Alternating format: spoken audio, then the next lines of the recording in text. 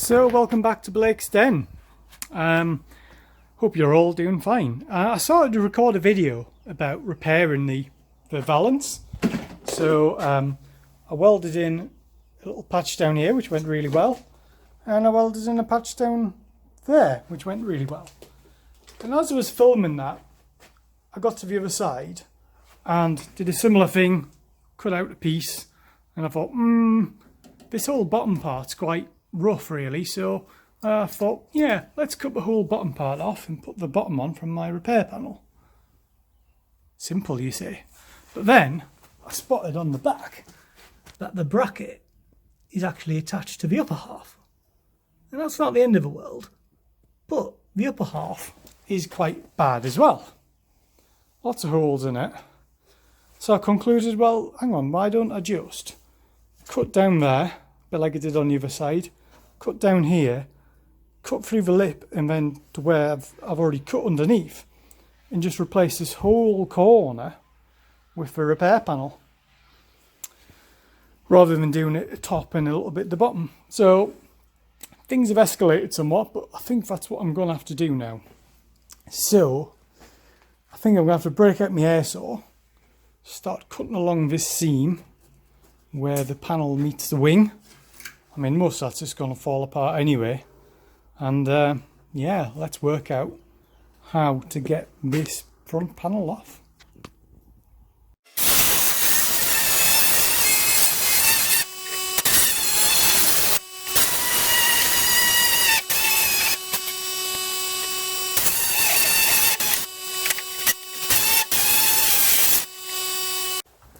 So, slit all the way around now. The bracket on the inside I've just cut in half. So hopefully this will come off now. A few little bits where it's stuck in places. Okay, so, alright, okay, we've got the bracket up the top, haven't we? Holds it to the inner wing. I've forgotten all about that. There's a couple of little bits down here to do as well. That's not coming off there, but alright, okay, a couple of bits. Right, a little bit more cutting and then it'll come off. And we're in. So in the end I just put another slit down here, which was the bracket which holds on to the inner wing. So there's still a bit more tidying up, like that needs to come off. The edges need cleaning up. But yeah, you can sort of see what we're dealing with now. Front subframe looks okay, a little bit rusty. The back of the bumper, or the back of the valance, it's actually not that bad, but now I can get in and squirt a good bit of red oxide along there, which is good. A little bit of damage on the lip there, but that's fine. I think it's just where the bracket was on the back. So if we turn that over, it was just that bit of bracket there. I didn't quite cut far enough over, so yeah, and then the inner wing looks bad, but it's solid. I think it's just like the other one. It's just the underseal flaking off. So right, I've got a lot of prep to do then. I think I need to get the wire wheel out and start cleaning. Just stop for a quick break. Taking that bracket off, just drilling out the spot welds, hammering it. Fortunately, fortunately or unfortunately, who knows, it's taking a big chunk out of the inner wing. That's okay. I can just square that off, weld in a plate to repair that. Not ideal, but it's obviously a little bit weaker than new. It's obviously rusted away a bit, so it's probably worthwhile taking off. The rest of the wing actually looks bad, but it's not. Just a quick run over with a wire brush, and when it focuses, I mean, there's a lot of pitting corrosion, but there's no holes, so it seems pretty solid. So I was going to continue drilling and hitting until that bracket comes off, and then I've got to do the same for that bracket. So that's that bracket mullered off. You see, I will need to repair the inner wing. Ignore that creaky door there. One thing I forgot to say, or I did say in the initial video, which I've since abandoned, is I'm using my CJ Autos lift here tilted back. like that. Yeah, it's given me great access. The front of the car sort of waist, chest height. It saves bending over. It's great. So if you're interested in one of those, click the link above and that'll go to my video review and the unboxing video I did when I first got that.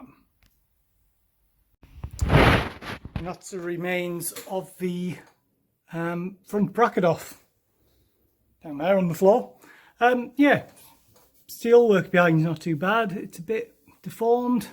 I've got a few big gouges and stuff in it where I've sort of been a bit liberal with a grinder, so I'm just going to tickle this back just with a little bit of weld on it and then just dress it back.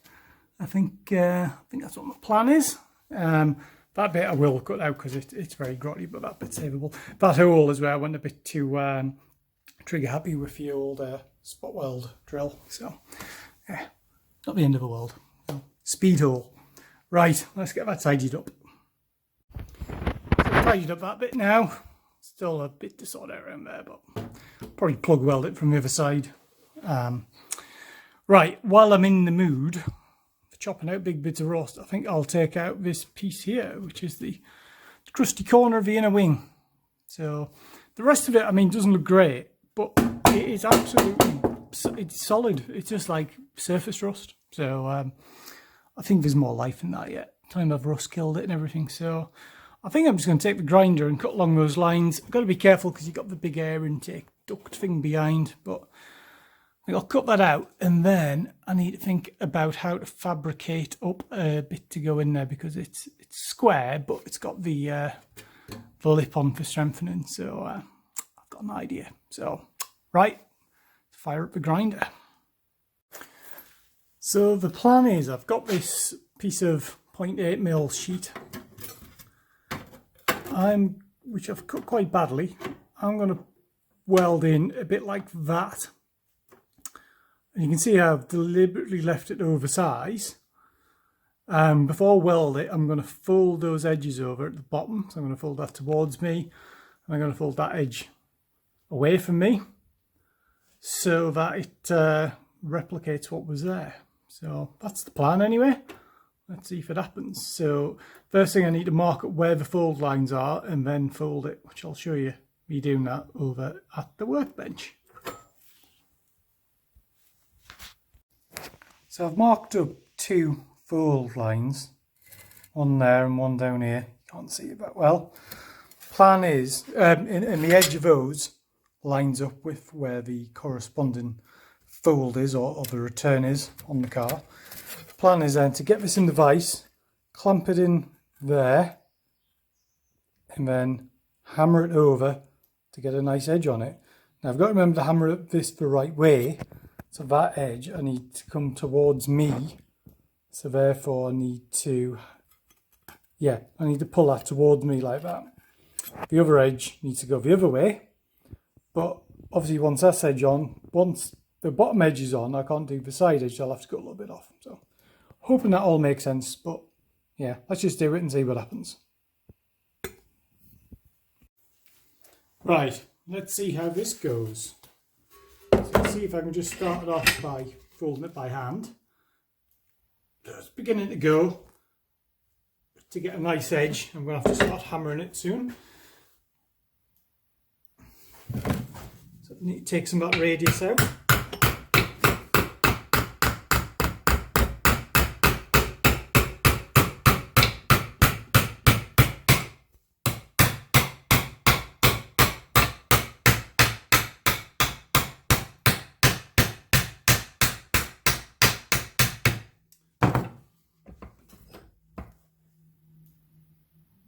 There we are. I don't think that's too bad. Maybe a little bit more bending to go. Let's tweak this end a little bit.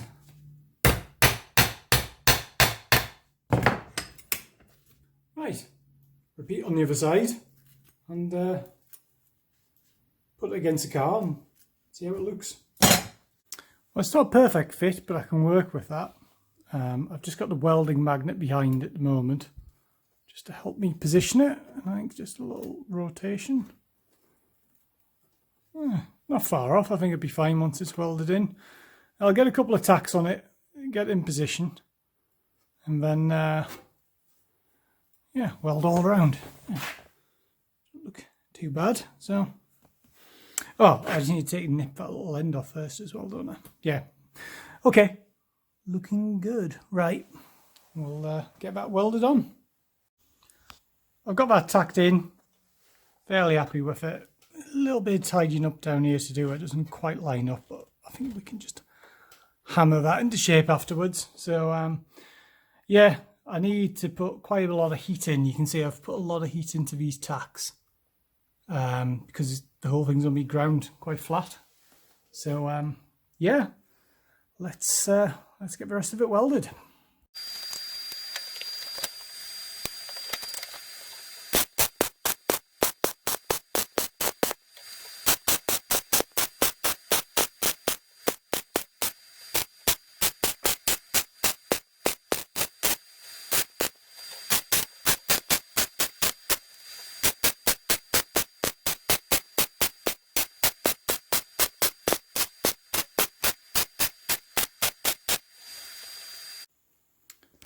Well, I'm quite pleased with that, if I say so myself. Welding went a little bit squiffy down there, but not bad.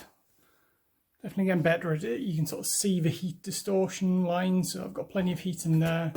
The whole thing seems pretty solid.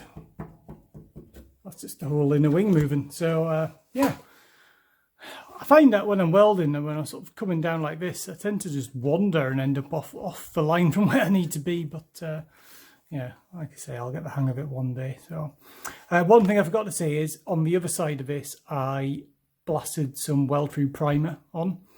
I will be painting the engine bay and having the engine out at some point. But that could be in years' time. I have no idea how long this is going to take. So just to stop the corrosion, I've just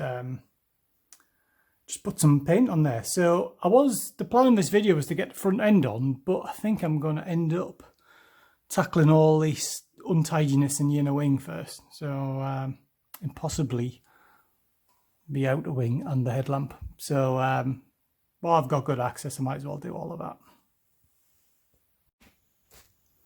So I've started to wire brush all the rust off, and it looks bad, but it's solid, so it's all savable.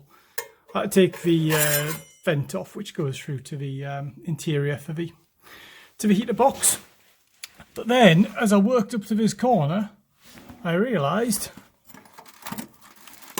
that is completely gone, which is that closing panel, same as the other side. So I'm gonna have to hack that off, and I'll see what mysteries lurk behind. Well, I finished poking around there, and it's not too bad. It's just that closing panel, which is gone. Bulkhead and wing above it seems fine, so should be able to get another closing panel on. Be a bit of a laugh welding it, but I reckon we can get in. So I'm a bit fed up of doing this now, so I think I'll stop for the night. But basically the next jobs is to just clean the back a bit more, then rust treat all the areas with rust converter. Oh, and a top tip, if you ever decide to work on a classic British car, then buy yourself a dustpan and brush. It'll be the most used tool in the garage. Well, I've got good access to the wing. I'm going to tackle this headlamp surround or headlamp ring here. So you can see it's spot welded on various locations. I think I'm going to have to drill them out, and then I can weld the new one on. I'm a bit concerned that when you look at the welds, they're very close to the end here. So I think as I go, it's just going to rip the material. I'll end up with sort of a horseshoe shape left behind, rather than a perfect hole for doing the plug weld for the new headlamp ring. But yeah, just going to go for it. I'm going to use my step drill rather than the spot drill bit, just to go through, because they're quite small holes. So I'll whiz around there. All that can come off, and then I can get that cleaned up behind. So I've gone around there with the drill. That was the bit I was using, the step drill one. Taking that out, and it's still quite secure, really. I mean, there's bits coming off, but just resort to hammering it and sort of prizing these welds apart. It's obviously you know, the metal's been together for 30 odd years, so it's just fused. So just got to be quite brutal with it, and yeah, hammer it off. And that's the remnants of the headlamp ring on the floor. New one here, heritage one. I think it was like £1 more than the non-genuine, and that goes, not enough hands, but yeah, something a bit like that. I'll show you properly later. Two other things I want to do in the area. I've got a little pinhole here and here I want to sort out. So I'm actually just going to tack those with a fine file just to open them up. And then I'll, almost like a plug weld from behind, oh sorry, from in front, with some non-weldable material behind to almost plug weld it. And I've also got a dent here. I'm not sure how well that shows up on the camera, but go on and have a go trying to knock that out. So, never done anything like that before, so see how it goes. So I've got myself a soft rawhide hammer. And I'm just going to reach through the wing and just start tapping it, and hopefully I'll be able to knock it out to something a bit better than it is. I've put a big circle around it just so it's a bit more obvious as to where it is. Like I say, I've never done this before, so I have to put a bit of heat on it, but we'll see how it goes.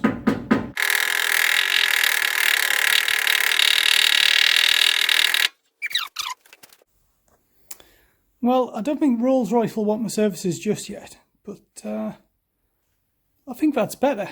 It's hard to tell. I ended up rubbing the marks off because I was rubbing over with my hand to see where it was smooth, where it wasn't. So I think that's just a bit of flaky paint or something there.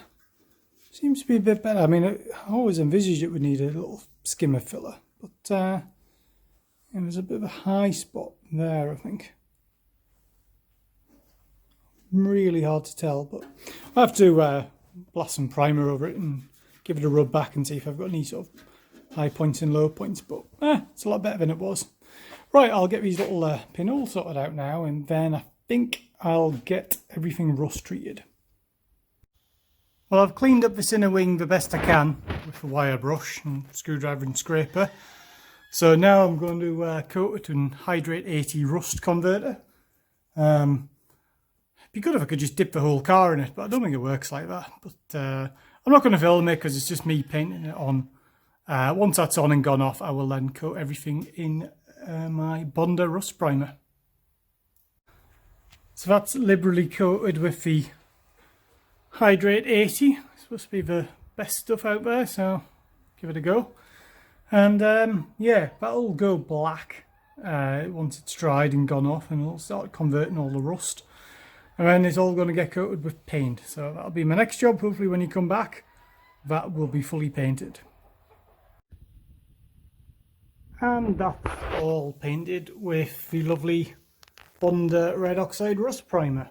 So yeah, done that. Also did a little bit round here as well. So, and around there. Okay, I think I'm going to wrap this video up here for now. It's already far longer than I wanted it to be. So I want to thank you for watching. Don't forget to like, comment and subscribe and all that normal good stuff. And hopefully I'll see you in another video very soon. Bye for now.